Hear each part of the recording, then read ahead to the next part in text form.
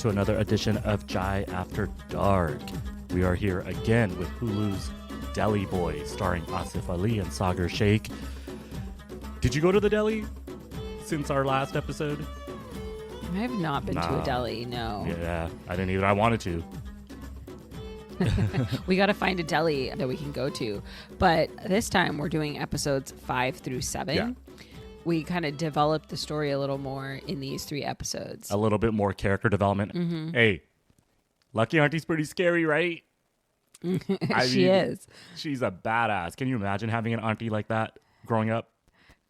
Hell no. I can't imagine it at all. No aunties I knew were like stabbing people and shit. She would. It was crazy. It's just like, I'm glad they delved into their backstory, and I'm sure we're going to get to it. But hey, man, that's some great character development for a comedy, like sitcom series, 22 minutes each episode. Like, we'll get to it, but she's a badass. Holy shit. I already thought she was hot as shit. You know that, right? And now I'm like, throw me around. Please throw me around. Well, yeah, let's talk about her backstory, right? So eventually we get these flashbacks of her as like a young teen, basically. And apparently she was sent here to pay off a debt that her father had to someone. Is that right? Yeah, and it seemed like they showed a really quick scene with Baba, Chief Saab, and he comes in and he looks super young, right? And then she's like cleaning in the back, and he's buying illegal guns. So and she's like what, like 14 or something? She's a slave. Yeah. She was repaid via India or Pakistan. Yeah. Hey, we don't like Indians here. No, I'm just kidding. No, the story's Pakistani. Yeah. That's the joke from Uncle Ahmed. Yeah. I'm not making that joke, by the way. Yeah. So it's kind of crazy. It reminded me of England. There was like a band of Pakistani sex traffickers, and they arrested so many people like 5-6 years ago. I'm not saying it's a Pakistani thing. Come on. Like, there's sex trafficking all over the world. But he said, I'm going to send her to the cat house in Detroit, which means, and then she'll be used up by 16. I was like, holy shit. It got really dark really fast. Yeah. But it was quick, right? So it's not like they delved on it. But that's how she knows how to murder, kill, maim. Yeah. But then Baba basically kills the guy, right? Oh, no. And then he called the cops. And he was like, this is like 30 years prior, right? Like, right. And then he called the cops, and he's like, this house has illegal guns. And then he's like, can you work the cash register? And she said, I can learn. So she starts off as a cash register. Because Raj can't run the cash register, right? Well, Raj at that time is like, whatever, I don't know, 4 or something. Yeah, he can't do it now either. So as an adult. Yeah, I can't do it now. Yeah. Dude, this was a really interesting 3 episodes. So as Shabnam said, we're going to be talking about 5, 6, 7. Nice Chai After Dark mug. Holy shit. Mm-hmm. Hey, we should probably... little Chai After Dark mug? Hey, we'll grab a screenshot and put that on our Instagram. That's a nice mug. We don't have merch for sale, but if you all want it, let us know. chaiafterdark@chaiafterdark.com. Nice. So in episode 5, we start out with basically the whole gang getting an invite to Chicky Lozano's Super Bowl party. And this is not just any invite to a party. It's like they get to go there so they can try to sell him on expanding their territory to West Philly. So they go there and they're vying against the Pho brothers for that territory. The Pho brothers. Come on, man. So crazy. Come on. Hey, really quick. I did some background research on the writers of this show. One of these dudes is from San Jose, California, and San Jose, California, I think is like 33% Vietnamese. So I think some inspiration from the Pho brothers came from San Jose, California. Shout out. Yeah, shout out. Okay, and I'm pretty sure I know who you're talking about because I grew up with one of the writers. I recognize the name. This is really weird. And then I saw a little sprinkle of like something random from his life in the show too. I think I know what you're talking about. But I don't... Oh, that's an interesting... choice of a something, and I'm like, oh, okay. Yeah, let's not put it here because I think it's kind of personal, but hey, shout out, reach out, chaiafterdark@chaiafterdark.com. We do have some tidbits. God, are we stalkers? No, we're just good at picking things up. No, I just lived my life and I happened to know somebody, and then I happened to see something like, really he's random also in the show, in the which show. Is cool. He put himself in the show as one of the gangsters too. So the guy we're talking about, he's Tan France's buddy in the episode 6. No, he's not. That's not the guy I grew up with. Then it's somebody else, and we might have to cut this whole thing out. because that guy's name is Faraz. And it literally says writer Faraz, and that's the same guy I looked it up. It's IMDb. Let's look it up. Just look it up really quick on IMDb. Okay. Oh shit! Oh my god! Yeah, you're right. Oh my god, that he looks different like that with the mustache, and he went to the gym a little bit. Oh shit! Is it him? Okay. Yeah. Okay, so there you go. Hey, people go to the gym. He had a glow up. Tan France is a sexy man too. Don't get me wrong. I was kind of like, holy shit, dude's like a really good looking gangsters coming in. Yeah. Oh, that's really interesting. Okay, cool. Yeah. Wow. Okay. Nice. Okay. People grow up. I mean, I don't know. I haven't seen him for like 20 years or something. So, hey, like I said, email us chaiafterdark@chaiafterdark.com. We're one step removed from this writer guy, and he's a gangster in Deli Boys. That's amazing. Yeah. Okay, cool. So where were we? Party. So they go to Chicky Lozano's party. No, let me correct you, actually. It's not Chicky Lozano. It's Chicky Lasagna. Chicky Lasagna, yeah. They kept calling. I know. Raj cannot stop calling him Chicky Lasagna. I was like, if this was like a different series, Shabnam, like let's say this was like a serious series, not a comedy, it would be so different, and the dialogue could stay consistent, not the jokes. But in any other series, if he kept saying lasagna, they would have shot him in the fucking face. Yeah. Right? Yeah. Like one of those serious things. Like, I don't know. Like, I can't even think of a movie right now, but like they would just shoot you in the face, right? If you disrespect The Godfather. Yeah, The Godfather. Don't disrespect The Godfather. Yeah. Lasagna. Yeah, it's so crazy. But But everything in here is a caricature, right? The first person we meet at the party is Gigi. And Gigi is Chicky's daughter. Yeah. Of course, her name is Gigi. It's like a classic Italian girl name, right? And she's super pissed because her dad's like a boomer and he won't let her in the business. And even though he probably won't let her in the business because apparently Lucky's like, didn't you just poke someone's eyeballs out? And she was like, yeah, maybe. And she set the house on fire when she was 12. And she's like, I'll do it again. Like, this is all in the first 7 minutes of the show, right? Like, she's crazy. Yeah. Gigi. And then Chicky comes up to them and asks Ahmed about his boyfriend. Like, where's your boyfriend, Charlie? He's like, he's getting dialysis. Yeah. His blood is like ketchup. The jokes were, dude, the first 10 minutes of episode 5 was like filled with jokes. Like, Raj, like so much obscure stuff. The boyfriend, Gigi. It was like a heavy 10 minutes, but like in a great way. Like that episode 5, I watched it this morning. It felt like 3 minutes to me, like because it's only 22 minutes, but it was quick. It was funny. So the FBI is staking out the party too. They're right outside. So it's Mercer and like I don't even know his name. He's just like a caricature of a white dude, right? Like a typical. But did you know he's the best undercover officer of all time?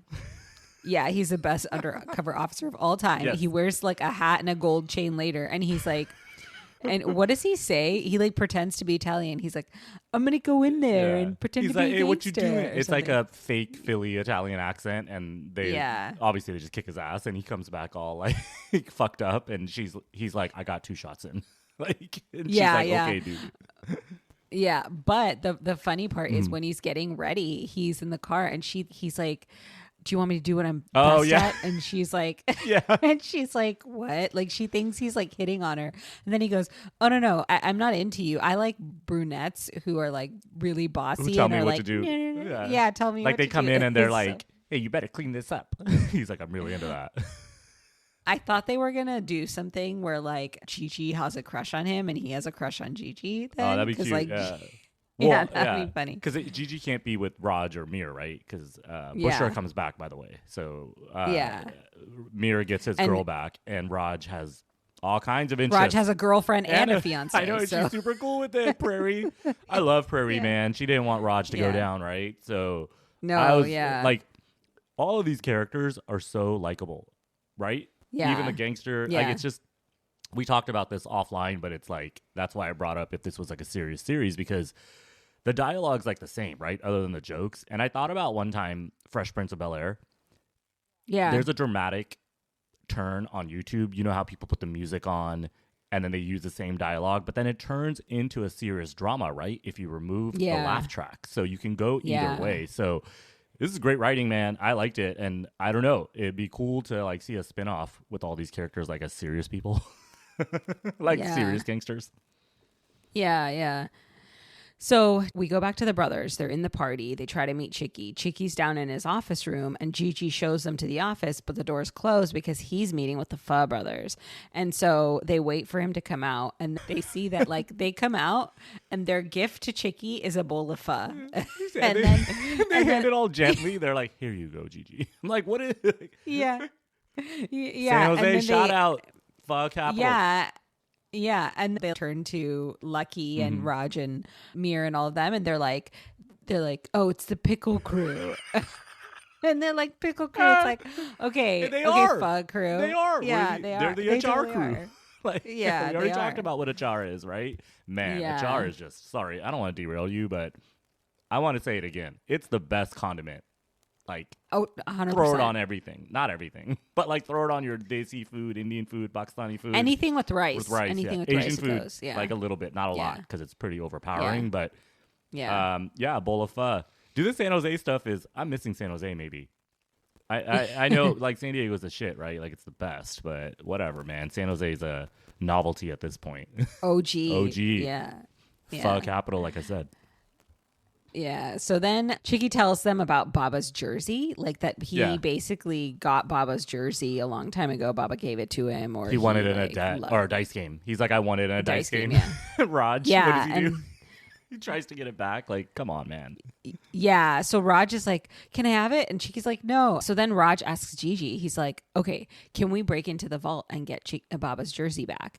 So Gigi's like kind of not on board for a while. And then she's like, "Okay, I'm excited because my dad's going to kill you guys and that'll be fun for me." She's like kind of like a sadistic, like princess weirdo. Total sociopath, right? Like, I mean, her daddy was a gangster and he actually told her he was a gangster, but he didn't let her into the business, which is the complete opposite of Raj and Mir. They didn't know and they got forced into it. Yeah. But there is a reawakening with Raj, right? Coming up. So with the jersey. Yeah. Like, So they go, Gigi's gets them into the vault. And then she goes, "Welcome to Philadelphia's Museum of Contemporary Bullshit." Yeah. I was like, there was some cool It's shit in there. hilarious. Like, I was like, There holy was. shit, dude. Like, hey, Shabnam, if you had a contemporary museum in Fremont, what do you think you would fill your, like, man cave with? Sorry, woman cave. Sorry. No some gender. Deion Sanders jersey. Is he from Deion Fremont? Sanders jersey. He lived in Fremont for a little while. wow. And then also MC Hammer. That's right. Something MC Hammer, because MC Hammer did. And MC Hammer used to give out the big king size Hershey's bar for trick or treating. You can't touch this. Yeah, but I did. I ate the whole thing. Pause. MC Hammer shot out. He's in Tracy, California now. That's what I've heard. Oh, Yeah, interesting. he's still in the Okay. Bay. So, well, actually, Tracy's not the Interesting. Bay, Very but MC Hammer and Deion Sanders, Fremont, California. Who knew? Yeah, yeah. So, yeah, Contemporary that's what I would put in bullshit. there. Yeah, that would be my contemporary Awesome. bullshit in the 90s. So then we see that there's a big bust of Frank Rizzo, who was like the mayor. I didn't read too much about him. He was like a cop, a mayor. And then I wonder, like, did he turn?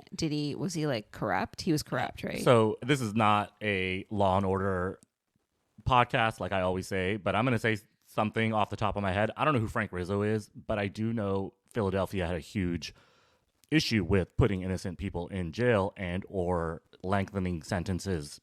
You know, I'm talking about black and brown people, right? Like, Yeah, and Deli yeah, Boys literally yeah. brings that up, right, in the first episode. So Yeah. there's a progressive DA that got elected. His name's Larry, I think, maybe in like 2019 or something.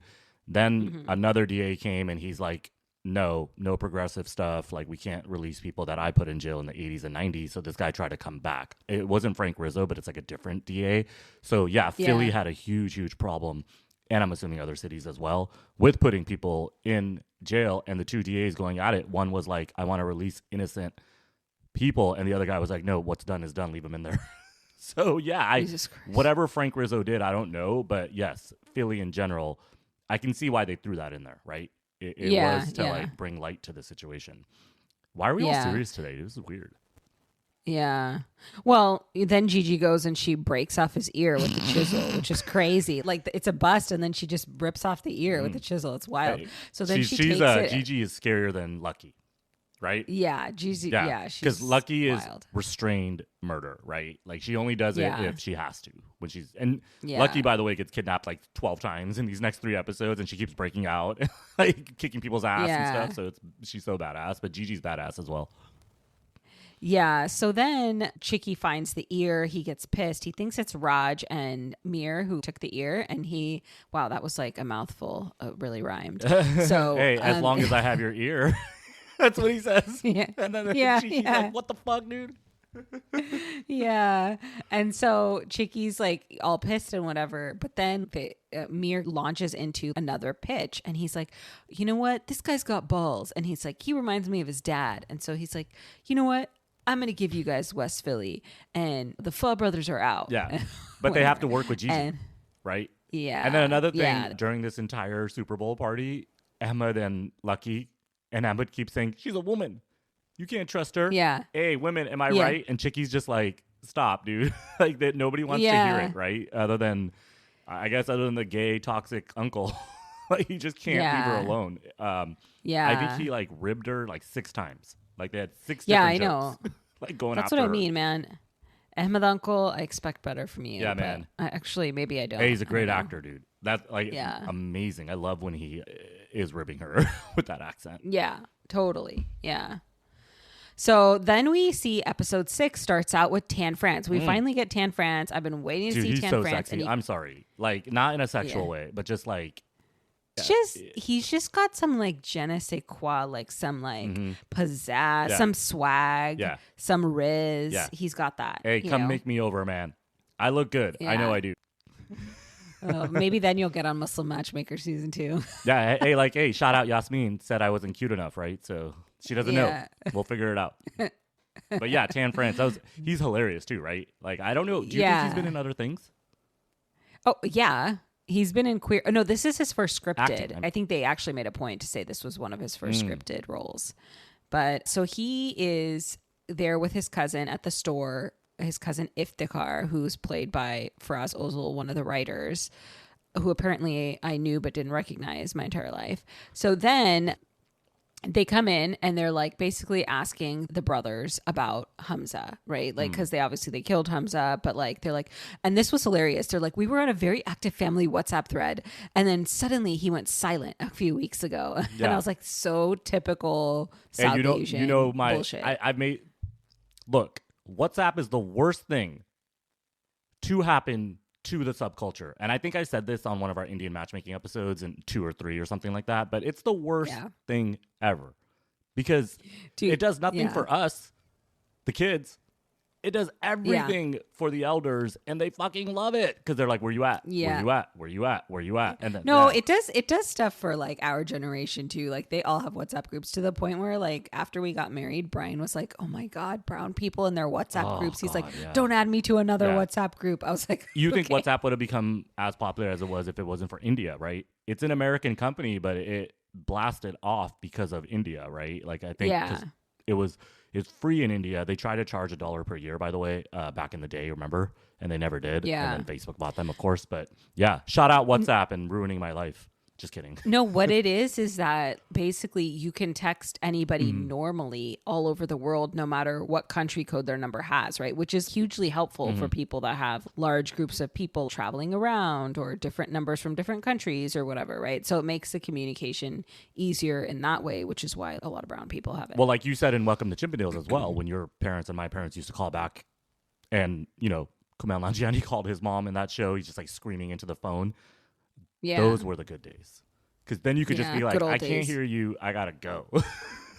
And now it's like you got to respond. Okay. I know I worked in like tech industry and apps and stuff. You know, my daughter, I told you, right? I didn't know you could see who read messages on WhatsApp. You just like scroll to the left. I thought. Why didn't you know that? Yeah, I guess I'm... You know you can see who reads messages on text too if they have their read receipts on. Yes, if they have read receipts on. But WhatsApp, I don't... Yeah. I'm not sure if you can hide that, right? So, I don't know. You can hide it on WhatsApp too. Hey, Tan France, add us to that WhatsApp group, man. We'd love to be in it. Yeah, yeah.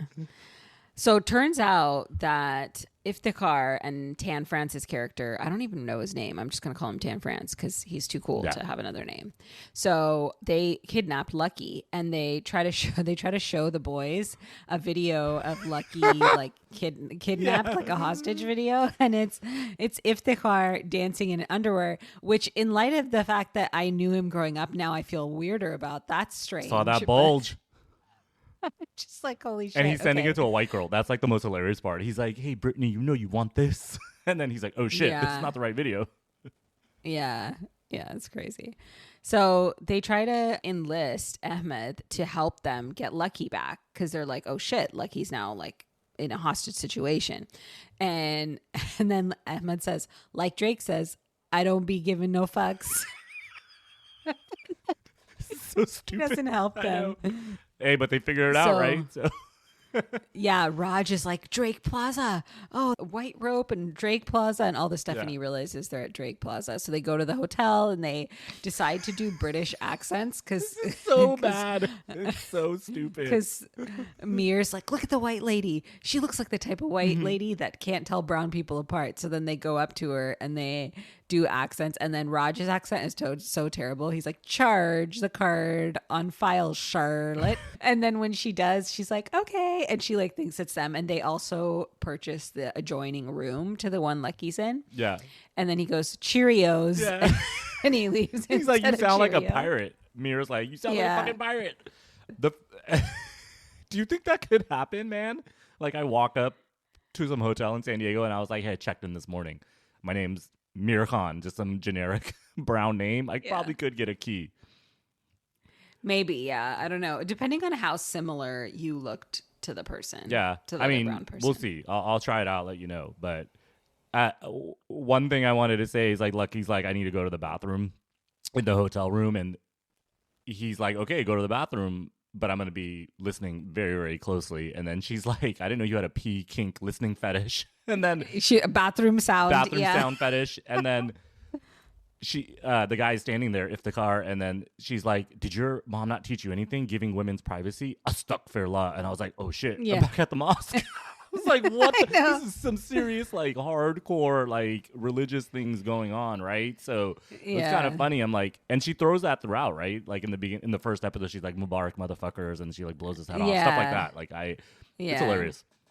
Yeah, it's totally hilarious. So right before that scene, though, like the boys walk by and Tan opens the door and then he looks back and he's like, what kind of coffee do you guys want? And Lucky's like, oh my God, move. And they're like trying to communicate with her. And then she's like, no. And then they're like running. Tan and Iftikhar are like, what? And she's like, oh, I just don't like cappuccino. So they go and like get into the adjoining room and then they realize like, so then they realize that they're like really hungry and they like order like a whole bunch of food, right? So it's kind of funny. Then they're trying to like come up with a plan, and they're fucking idiots, right? They can't come up with plans, so they don't have a plan. So the most hilarious part is Lucky says, "Don't do anything stupid," and then Mira's like, she said, "Don't do anything," and then Raj says, "Don't do anything stupid." So she's like.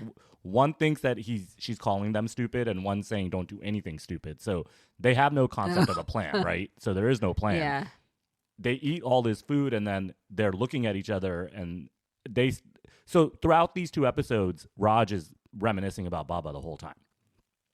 And the idea behind the cheesesteak jersey that we talked about is that that's how Raj found out that his dad was a drug dealer. He walks in on him once. They show like a flashback. Yeah. So this entire time, Mir and Raj are kind of going back and forth, and Raj is telling Mir like, "Hey, like you're just like Baba," and then Mir's like, "Oh my God, you knew about all this bad stuff," and then he's like, "I was just trying to protect you." So they're like bonding further throughout like these two crazy episodes, but they don't have a fucking plan. They run out of their room. Into the cart. Pull the fire alarm. And they run into the cart that brought all the food, and they get caught. They don't get even a second further. But also it's because they got high, right? Yeah. So like Raj passes out on the cart, and Mir's trying to get him up. But then Tan France comes out and sees them, and then they all become hostages. So Lucky and the two brothers and Tan France and Iftikhar are holding them hostage. Yeah, they start arguing about how they're going to kill them.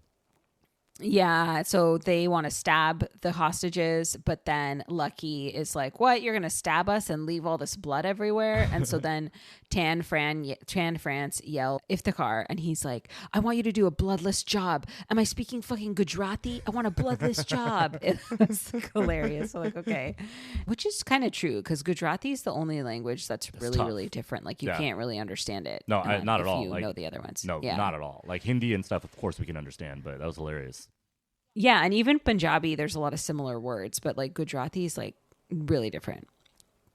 Anyways, she stole a sewing kit from the bathroom when she was in there. And so then Lucky's like, okay, I'm going to use this sewing kit. So she basically takes the needles out and she opens her handcuffs and then she fights Tan France, kicks his ass and calls him like kutta and like all this stuff in the middle and breaks his arm and they kill Iftikhar and they like bust out of here.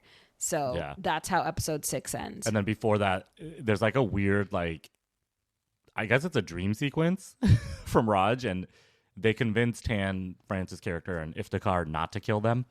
And then they're like, go, go, go. And I was like, oh shit, they're just letting him go. It was kind of weird, right? And then it goes right back into them being hostages. So they didn't actually get released. Yeah. But she doesn't kill Tan France, right? She tells him to go back to London. And if we ever see you guys here again, we'll kill all of you. And I'm like, okay, like you're gonna get caught again. Like Lucky's the only badass, right? Like they don't have a crew that can do anything. Yeah, and she told him, go tell all your people that Darko is back. Yeah, I'm like, and so are they back? These co-chief sobs can't do shit. So I know. Yeah. So then we see in episode 7, the boys are out on a double date. So it's like Bushra, Prairie together, Bushra, and then and then the two brothers. And Prairie says she can tell that Raj's aura from his photo is something that he's holding back, and it's affecting his metaphysical health. Yeah, and so he can't examine this with his shaman because his shaman is Prairie, and what he's holding back is that he's engaged to Nandika, and she doesn't know. Yeah. So then we see like the FBI picks up Prairie again, and they basically try to convince Prairie to wear a wire. And she's actually totally on board with it. She's like, this is awesome. Then we see like Bushra and her mom and Mir go to food tasting for their wedding, right? And it's like a drink tasting. And so they get Bush-tinis. No, they get Mir-garitas and Bush-tinis, right? Dude, it's weird, right? These aunties getting drunk. So in the beginning of episode 7, it opens with Mir asking Lucky to go with him to a tasting because I guess they're going to get married again, right? Him and Bushra. Yeah. And then Raj has to go do the drop, right? So they separate in the beginning of episode 7. But like the tasting stuff, I was just like, man, I'm sorry, dude. If I ever get married again, I'm not doing any fucking tastings. I'm not getting married at a hotel. I'm not spending any money, essentially. I'm going to go into the city court. But what are these aunties getting drunk together? Right? And then they talk about how, they're getting drunk together. And then they talk about the font of the invitation. And then Bushra's like, me and my mom, we really love this italics font. And then Mir's like, it looks a little penis-y. The mom's like, is that what your penis looks like? You think it looks a little... Yeah. The mom's like, is that what your penis looks like? It's like, I was like, oh my God, this is And then crazy. she's like, young love, I don't get it. Which is so auntie-ish, right? Because they don't get young love. And then Lucky Auntie's like, I don't get old love either. So... like love marriages are hilarious, right? So I know they're showing Mir and Bushra like all in love and engaged and living together actually, but the auntie's all on board, but she's still making those desi kind of statements, right? Like, I don't get this. Like, I don't understand what you guys want. Like, young love, who gives a shit about this? And honestly, hey, I'm jaded. She's kind of right. She's kind of right. You would be. Yeah, I'm hella fucking jaded today. And I mean, you're not your typical uncle, but you're on the verge of uncle sometimes. Give me 4 more years. I'm the full uncle, right? I don't know, man. Like, I can't. I'm not sitting at some table. It has nothing to do with the marriage, right? I'm sorry. And you had a beautiful wedding, too, and don't get mad at me. But yours was different, right? Because you're my friend. And it was fun. Thanks. Okay, so then there's like a gang guy that comes to basically... who is this guy, right? Like, we don't know. Yeah, there's a guy that comes to basically try to like kill Mir. There's the Pho brothers, the Pho family. They're from the Pho brothers, and they're following them in different like areas. Raj is on one side delivering while Perry's trying to, make him innocent. Like, clear him, but he's actually... And then another guy at the hotel following Mir, and then he goes pee. Yeah, so then Mir has to go pee, and then the guy attacks him while he's at the urinal, and he turns around and he like pees on the guy, and he pees on the floor, and the guy slips on his pee, and then he like runs Mir's out. the most accidental serial killer, right? They say they're like, you're a serial killer now. He didn't kill him, like Lucky kills him later, but he goes and like runs to Auntie. The hilarious part about episode 7 is like they're basically saying we're little boys and we need an adult. They say it. They're like, we need an adult to help us. They're the coachee sobs. Like, you need an adult. You're in your early 30s. I'm assuming, right? Yeah. So it's, they go run to Lucky Auntie and she kicks his ass. Yeah. So then, like, we see Prairie and Raj, they're together, they're smoking, and then Agent Mercer is programmed as Scary Scorpio in her phone, and she, like, keeps texting. She's like, you're the worst, you're the worst mole of all time. And then, dude, when they were getting high, it was hilarious. They're like, when something's in front of your face, when you turn around, it's not there anymore. And then she's like, that's why we can't stop looking at each other. Because they'll disappear. They're so high, and the Agent Mercer, and then who cares about the white guy's name? They're just like blowing up her texts. Like, fucking mole, hurry up. Ask him about the drugs. So then Raj finally comes clean to Prairie about Nandika, and he's like, I'm engaged to someone. And she's like, it's fine. Our bond transcends patriarchal conventions. And then she's like, do you want me to meet her? And he's like, yeah. And so they go and they meet Nandika, and then Nandika and Prairie talk, and basically Nandika asked Prairie a bunch of stuff about, has he ever had cancer? Has he had girlfriends? Is he cool being dominated? And then she's like all happy. He's cool with all of that. And she's like, I can work with this. Nandika's like, I can work with this. So it's so crazy and weird. I'm just like, wow. Yeah. And then I don't know, but that's his shaman. So the dad is like, who's it? Or Nandika's like, who's this? And he's like, that's my shaman. And so it's kind of funny. Yeah. Hey, good for him. He's got his side piece and his loyal love. And then when he walks out, she's like, oh my God, he's so obsessed with me. He doesn't. Yeah. She's like, I miss you. And he's like, I'll see you. Yeah. It's so crazy. Which, I don't know. This is also a commentary on arranged marriage, because that happens. Not the first time that hasn't happened. So this is a drug arranged marriage, right? Like families need to, they got each other's back now, right? So yeah. So Mir calls with a drop location, and the FBI picks up the audio of the phone saying the destination. So then we see Raj and Prairie going to the location, but as soon as they bust in, the Asian gang is at the drop location. The brothers they're are trying there. to take the Pho brothers. They're trying to take over the distribution. So everybody starts fighting, and Prairie's coat comes off, and everybody sees the wire, and they're like, she's an informant. They're like, that's a wire. And so they all leave, and she comes clean to Raj, and he's not sure whether to believe her, but the feds are coming. So he's like, all right, I'll bounce with you. So they go and they start running out. And that's the end of episode 7. Dude, that was a great scene. They got their boy Bossum locked up, the drug guy, and then he's like, watch out. Dude, Prairie's, I'm sorry, dude. I don't know if I'm on one or what, but Lucky's hot. Prairie's so hot. When that top came off and that wire was there, I was like, hey, put me in jail. That was fucking amazing. I don't know who that actress is. Wow. Alfie. Yeah, she's awesome. She is so good, and she's really great in this role. And she's got so much swag, and she's so cool. Overall, like, that's a great vibe, right? So good for Raj, man. Vibe, yeah. Oh, I mean, Raj is cool too, dude. Raj is cool. Raj is super cool. Too many drugs, maybe, but yeah, he's cool too. Yeah. That was fun. So, dude. okay. Yeah. Before we end, I want to ask you one question. So we both saw an Instagram post where Lucky Auntie, Purna, the actress that plays Lucky Auntie, said that the writer of the series, Abdullah Saeed, went to basically listen to Gina Davis speak, and Gina Davis urged all the writers in the room, look at your script and change 2 of the characters to a woman. And so he initially had Lucky Auntie and Agent Mercer as men, and he changed them to women. So if you were going to change another character to a woman, who would it be and why? I mean, first of all, like, there's already some great women characters in this show, and I'm glad they switched Agent Mercer and Lucky to women, because it throws a whole new dimension, right? If it was all men, Ahmed, Lucky, Mir, and Raj are hilarious because Lucky is so badass and a woman. Yeah. So if you change one of the brothers to a woman, what do you think? Like, I think it would be a different vibe. and I could still see it being super hilarious. So if they change Raj into a woman, Pakistani woman, drug fueled, and she had a male shaman, and then Nadika was male, and then he was like getting beat down by the mom, not the dad.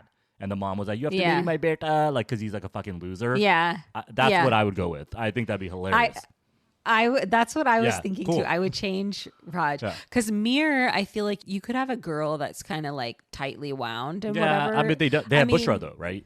Like Bushra's cool character to do that. Yeah, that's true. Yeah. I feel like honestly having a character like Mir be a girl wouldn't be as fun as if Raj was a girl because I think that's less typical. Yeah, and so that would be pretty unique, right? And this show's already pretty unique, right? And I'm so glad Agent Mercer is a female. Like it kind of, she sucks too, right? But she's still better than all the white male FBI agents. So, right? But yeah, that's cool. And maybe we can do it next time. Like I said, if you turn this into a scripted series that's like serious, how does this play, right? Like you got to remove the jokes and stuff, but you could probably do it because like serious dramas with killing and mobsters, they have like off-cuff jokes as well, right? So it's kind of interesting, the writing, but I loved it, dude. It's so far so good. Sameem approved, right? Shabnam approved? Right. 100%, yeah. 100%. Love it. Heard it here first. All right, guys. Don't forget to subscribe, and share, follow us subscribe on all socials. Yeah. SSS. Share with your friends. If your friends haven't heard about us, send it to them, and follow us on Spotify, Apple. Give us 5-star rating. Write us a review. Yeah. Shabnam's trying to say stay in touch. Don't be strangers. Yeah. That's what she's trying to say. Chai After Dark. That's what you need to know. You'll find it anywhere. ChaiAfterDark.com. Instagram, Facebook, Blue Sky. Doesn't matter, right? We always say it. Just we like hearing from you. The Deli Boys stuff is funny, and maybe we'll read some emails on our next episode where we discuss the finale 8, 9, 10. See you guys later. Should we jingle out? Let's jingle out of here. Bye-bye. Bye. Oh, lucky.